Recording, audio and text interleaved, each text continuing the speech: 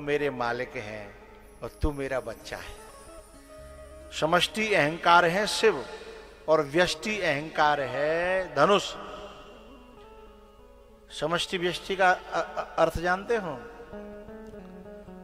समष्टि का मतलब है बिजली घर और व्यष्टि का मतलब है हमारे घर को ट्रांसफार्मर। समष्टि और व्यष्टि यानी धनुष जो है एक ट्रांसफार्मर है और महादेव जहां से पूरी बिजली, यानी जहां से अहंकार दुनिया को बट रहा है, व्यक्ति मात्र को। व्यक्ति व्यष्टि है और महादेव समष्टि है जहां से सबको प्राप्त है। ठीक है ना? तो शंकर भगवान कहते हैं तू मेरा बच्चा है। और सुन, ध्यान रखना, मेरे मालिक जब तोड़ने आए तो उन्हें कष्ट नहीं होना चाहिए। तुम्हें पता नहीं, उनको फूल तोड़ने में भी पसीना आता है। जब मेरे मालिक आए तो तू जैसे ही वो हाथ लगाए वैसे ही टूट जाना, और जब टूट जाओगे तो मेरी गारंटी है उस दिन के बाद तुम्हें बंधनों से मुक्त हो जाओगे।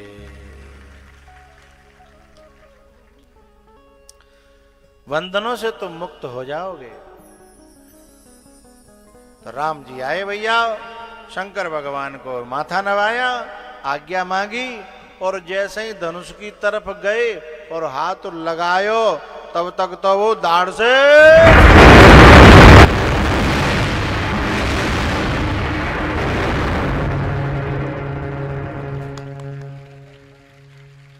बोलो शंकर भगवान की, जोर से बोलो शंकर भगवान की, रामचंद्र भगवान की, लखन लाल की। आए साहब चारों तरफ जय जयकार जय जयकार, वे चौंच जय जयकार कर रही। कौन सी चौंच?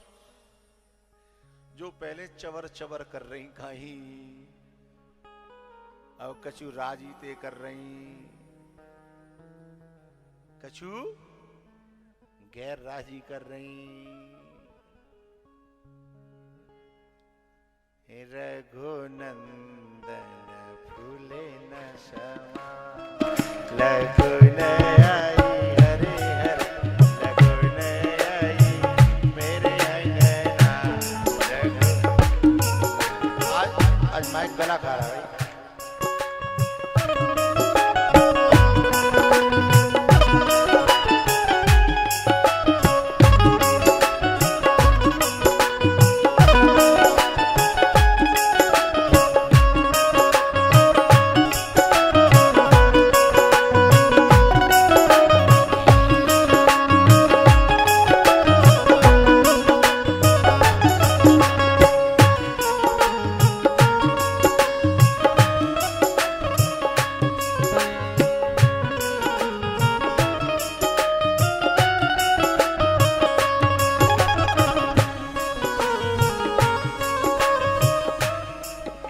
ब्याह भयो है ना, तो तुम गाओ, फिर मैं क्यों गाऊं भाई? जिनको भयो हो तो गाओ।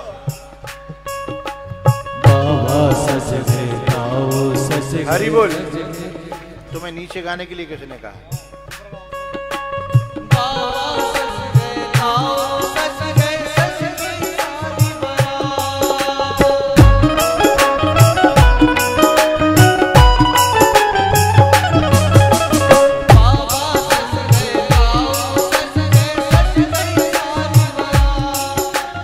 रघुनंदन तो ऐसे भगवान लगुनाई, हरे हरे लगुनाई,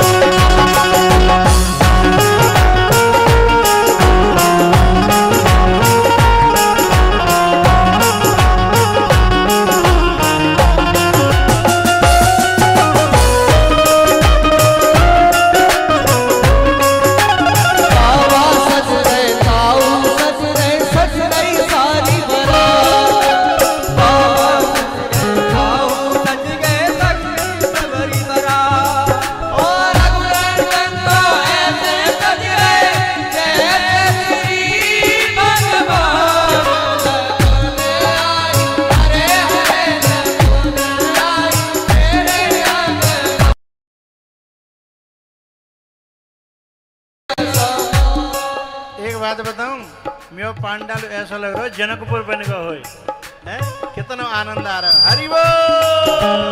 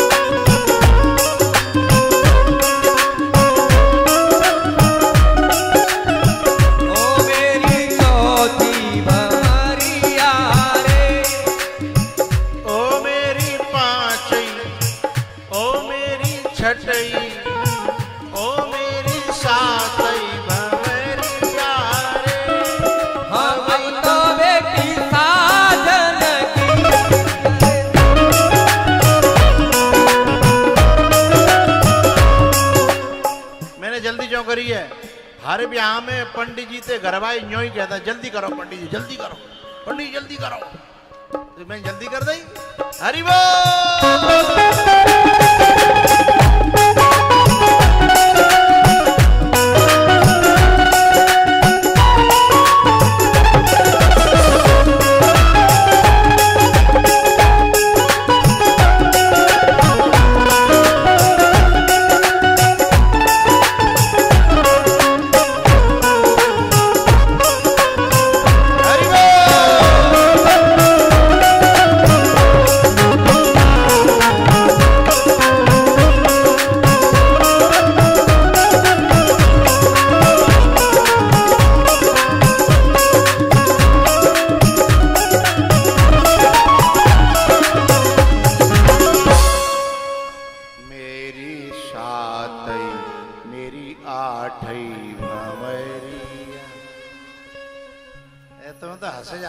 ज्यादा डाल लेते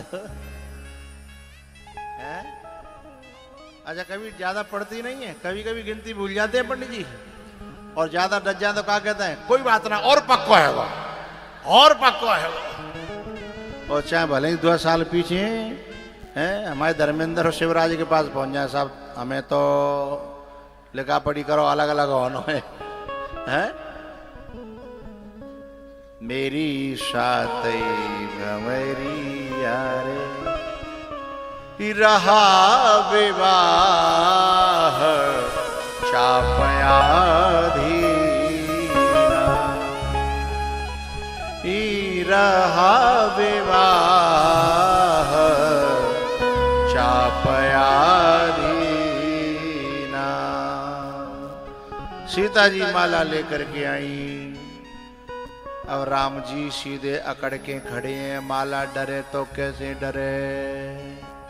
सीता जी वहां तक पहुंच ना रही, वैसे ये कथा में ही कही कही है, पर लोगों की प्रार्थना ज्यादा रहते हैं, कहने के जाए तो कह दो करो। तो मैंने कि चलो तुम खुश रहो। कोशिश कर रही हैं सीता जी, निगाहों से मीटर से नाप रही हैं कि मेरे हाथ पहुंचेंगे क्या। निगाहों के मीटर से, इंची टेप से नहीं, निगाहों के मीटर से नाप रही हैं कि नहीं हाथ पहुंचेंगे। उन्होंने ऊपर हाथ बढ़ाया ही नहीं, माला लेके ठाड़ी हैं। अब माला तब पड़े जब राम जी झुक जाएं। राम जी झुके कैसे, ससुराल को मामलो। हाँ?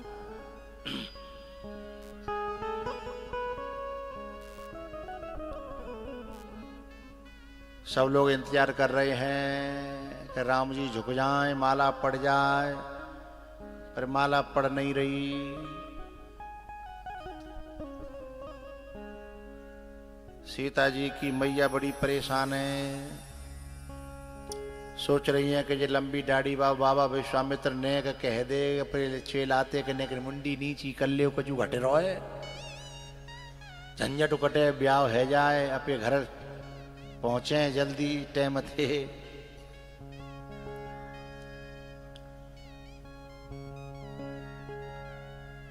लेकिन उनकी भावना कोई समझ नहीं रहा।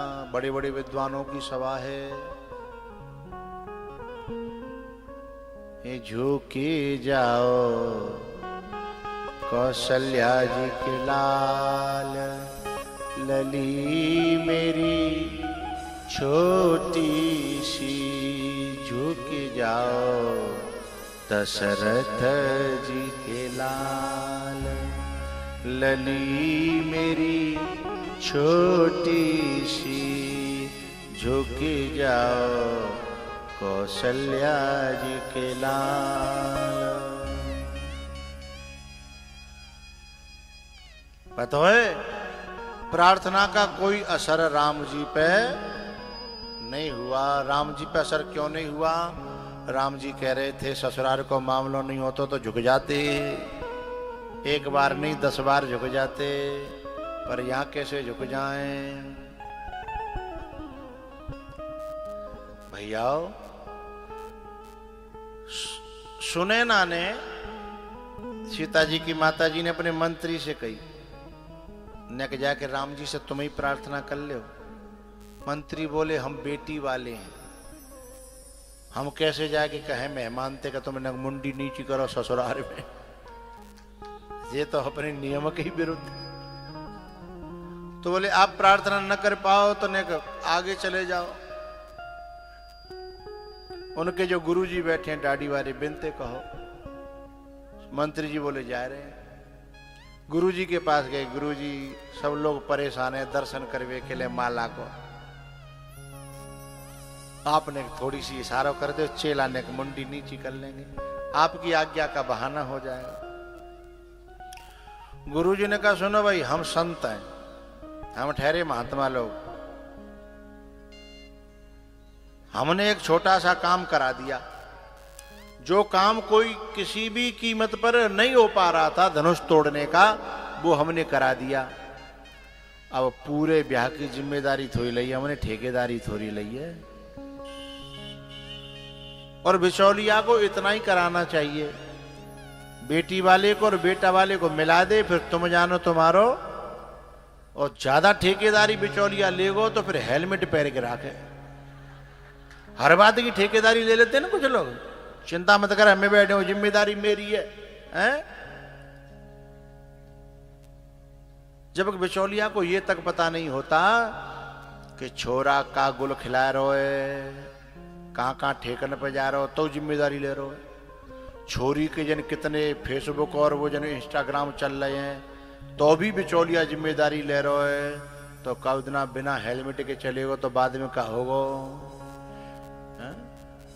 जिम्मेदारी सज्जन व्यक्ति लेता नहीं है, वो कहता भाई तुम जानो, मेरो काम है, तुम आपस में बात करो, देखा भारी करो, खूब जांच पड़ताल करो, मेरो काम यहां तक है धनुष तोड़वा दो, हैं? मुलाकात करा दी। जो आड़े आ रो का हो, बोलो बोलो, वो मैंने तोड़वा दो। अब तुम बात बात में मेरे पास आ जाओ। सुलझे हुए आदमी का ये कहना होता है। और जो वैसे ही जो ठेकेदारी ले लेता है, मंत्री जी ने इशारा किया सुनैना जी को, बोले गुरु जी ने तो ठोक के नहीं कर दी। बोले ठोक के नहीं कर दी? बोले हाँ। सीता जी अपनी मां की व्यथा को समझ रही थी। सीता जी ने फिर सोची कला का जो हमें करना पड़ेगा। कुछ लोग समस्या के बाहर बाहर काम करते हैं और कुछ लोग समस्या के मूल में चले जाते हैं। और सारी समस्याएं धरती पे हैं। मेरे भाव को समझिएगा, सारी समस्याएं धरती पे हैं और धरती किसके फन पे है? तो मूल में पहुंची सीता जी, शेषनाग के पास पहुंची, क्योंकि सबके मूल में कौन है? शेषनाग। जो ऊपर ऊपर काम कर रहे वह मूल में पहुंची। बोले कोई उपाय है? आप शेषनाग तो हो ना? बोले साहब 100% है, कोई शंका नहीं है। तो बोले धरती आपके ही फन पे? बोले है। तो बोले ना भगवान जी की तरफ से नीचे कर दे और हमारी तरफ से। लक्ष्मण जी बोले ऊंची नीची चाहे जितनी कर दें, पर दिक्कत यह कि तुम हो तो एक ही धरातल पे है। ऊंचो नीचो तब हो जब अलग अलग हो, अलग अलग तब हो जब बीच में दरार पड़े, पूरी धरती के 2 टुकड़ा हो। और हम तो राम के दूत हैं, हम दरार नहीं डाल सकते, हम तो दरार मिटाने का काम करते हैं।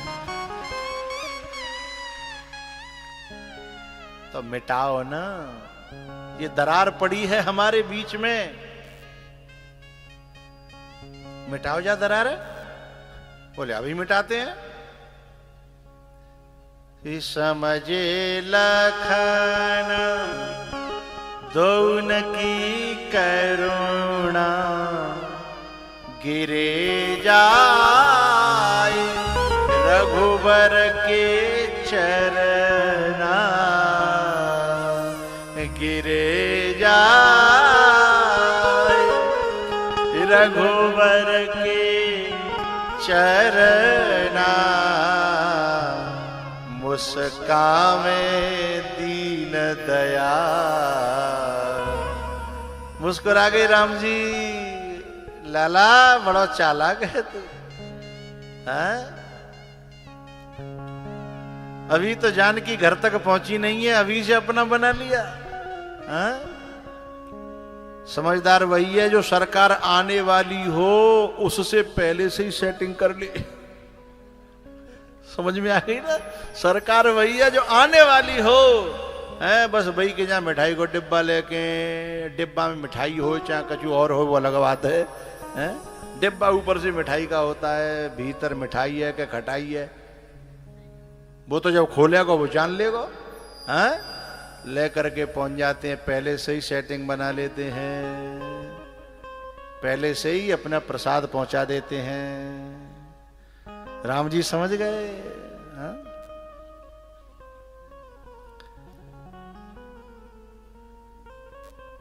राम जी ने कही कि भैया न सुबह है न शाम, पहले तो तू सुबह जग कर के चरण छूता था और शाम को सोने के लिए जाता था, पैर दबा करके तब चरण छूता था। अब ये दोपहरी में कहां था? जो टाइम को टाइम प्रणाम करते होने लगी। आहा क्या बात कही। लखन की वाणी तो देखिए। लखन जी कहते हैं भगवान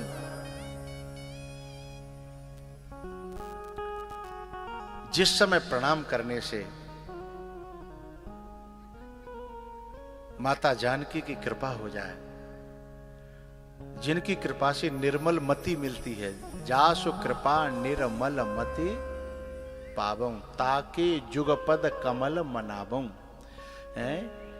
जिनकी कृपा से निर्मल मति मिलती है, उनकी कृपा पाने के लिए जब प्रणाम करना पड़े, सबसे अच्छा मुहूर्त तो वही है। सबसे अच्छा मुहूर्त तो वही है। और दिन जो मैं करता था वो औपचारिकता थी, असली प्रणाम आज है, और आज के प्रणाम का फल बहुत बड़ा है, आपको पता नहीं है। अच्छा, तो ज्यादा फायदा है रो आज के प्रणाम दे? बोले हाँ, बहुत बड़ा फायदा है रो। तो कल ले। अच्छा यूं बताइए कब तक चलेगा? बोले जैसे पहले जियो को डाटा अनलिमिटेड हो तो ना, 24 घंटा चलो कर तो बिना पैसा के, ऐसे ही जे इसकी लिमिट नहीं है। बोले फिर भी तो, बोले आप अपने हाथ अंते उठाओगे तो भले ही ठाड़ो है जाऊं। बोले क्यों? इसलिए क्योंकि जो अपने बल पे उठ्यो का है, एक न एक दिन गिरो है, और जिसे आपने उठाया है वो फिर कभी गिरा नहीं है। राम बढ़ाए जो बढ़े, और बल कर बढ़ो न कोई, और अपने बल रावण बढ़ो सो दयो छनक में खोए। आप उठाएंगे तो उठ जाऊंगा। राम जी ने कहा फायदा कोई ज्यादा ही बढ़ो है का? बोले बहुत बढ़ो। तो बोले ठीक है, तो फायदा होना चाहिए। परमात्मा और महात्मा तो यही चाहते हैं किसी को फायदा होता हो। उनके झुकने से चेला लोग तो जो कहता है नहीं गुरुजी झुक मत जाना, आप मां नीचे कैसे बैठ गए, वहां आप कैसे बातें आपने क्यों ऐसे कह दी। लेकिन संत कहता है, राम कहते हैं कि थोड़े से झुक जाने से किसी का बहुत बड़ा फायदा होता हो तो उस झुकने में कोई घाटा नहीं है। जैसे लक्ष्मण जी को जिताने के लिए भगवान ने निर्णय किया, लोग बड़े परेशान है बेचारे, आंख पकड़ पकड़ के ठाड़ी हैं कि अब पड़ी माला, अब पड़ी, अब पड़े तो तब जब बे झुके, न आवे और न घंटा बाजे। लेकिन जब राम का दूत झुकाने पर आ जाए तो राम को झुकना पड़ता है। हा?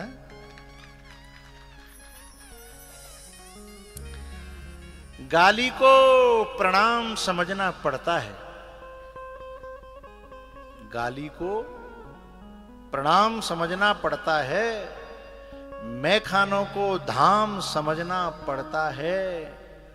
राम यदि किसी को बनना हो तो रावण को भी राम समझना पड़ता है।